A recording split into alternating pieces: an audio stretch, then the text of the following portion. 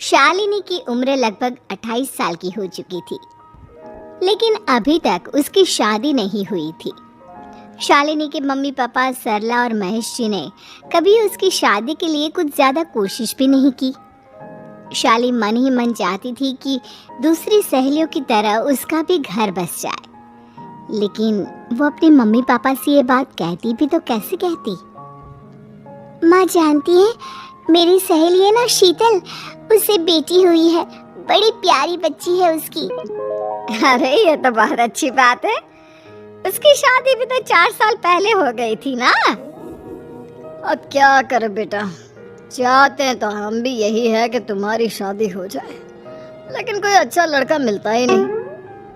कोई बात नहीं मम्मी पापा, मैं जानती हूँ आप मेरे लिए बहुत अच्छा रिश्ता ढूंढना चाहते हैं। अभी मेरी इतनी उम्र भी तो नहीं हुई है।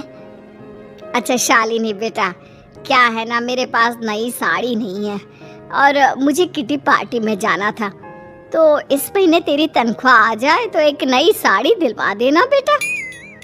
और बेटा मेरा मोबाइल भी थोड़ा पुराना हो गया है, 6 महीने से इसी को काम में ले रहा हूँ, एक नया मोबाइल ला देना बेटा।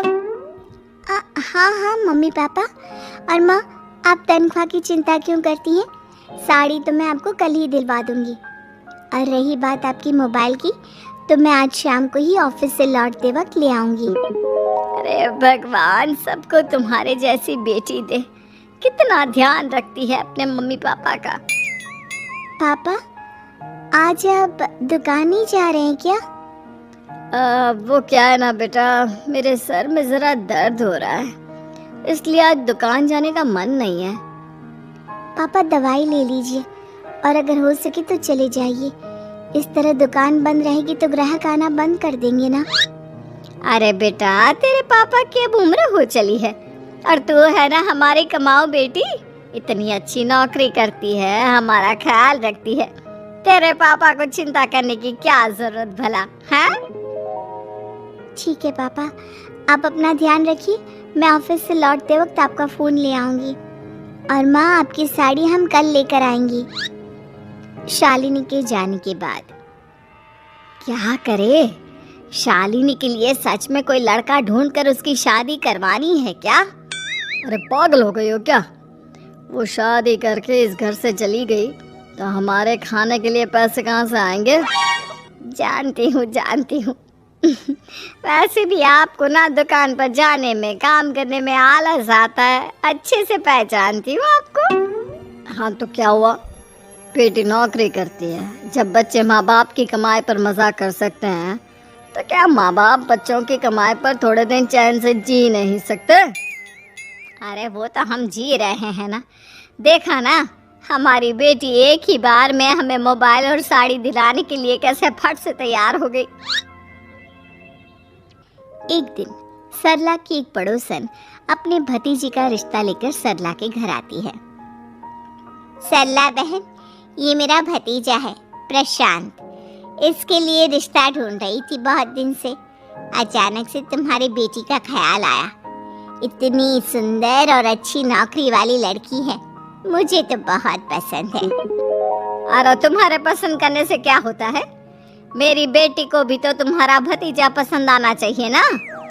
हाँ, ऐसे थोड़ी ना कि तुम्हें हमारी लड़की पसंद आ गई और हमने रिश्ता कर दिया।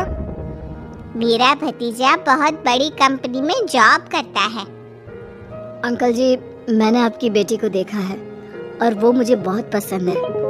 हाँ, तुम्हें तो पसंद है, लेकिन हमें भी तो उससे एक बार पूछना पड़ेगा ना। तो बुलाइए ना शालिनी को, उससे पूछ लेते हैं कहाँ है वो। ऑफिस गई है और उसको आने में अभी देर लगेगी। लेकिन तभी शालिनी ऑफिस से आ गई। ये लीजिए, शालिनी भी आ गई। अब आमने सामने ही बात कर लेते हैं। आओ शालिनी बेटा, इससे मिलो। मेरा भतीजा प्रशांत प्राइवेट कंपनी में अच्छी जॉब करता है।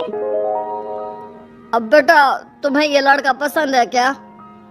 देखो बेटा, सोच समझ कर हाँ करना, तुम्हारे ऊपर कोई जबरदस्ती नहीं है। मम्मी पापा, प्रशांत की जॉब और उसकी बातें सुनकर मुझे तो काफी अच्छा लगा। मैं उससे शादी करने के लिए तैयार हूँ। ये लो, सारा मामला यहीं के यहीं निपट गया। लड़का और लड़की राजी हैं, तो अब हमें क्या। सरला की पड़ोसन और प्रशांत वहाँ से चले जाए।